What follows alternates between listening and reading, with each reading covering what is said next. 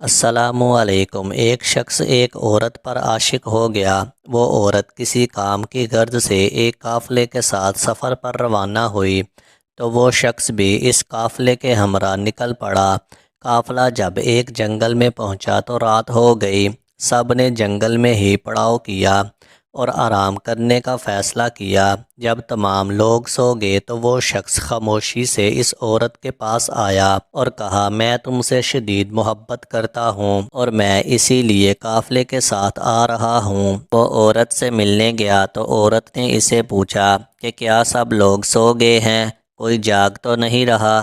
وہ شخص یہ بات سن کر بہت خوش ہوا اور قافلے کا چکر لگا کر واپس آ کر کہا کہ سب لوگ سو گئے ہیں۔ عورت نے کہا کہ اللہ تعالیٰ کے بارے میں آپ کا کیا خیال ہے؟ کیا وہ بھی سو رہا ہے؟ کہنے لگا کہ اللہ تعالیٰ کبھی نہیں سوتے۔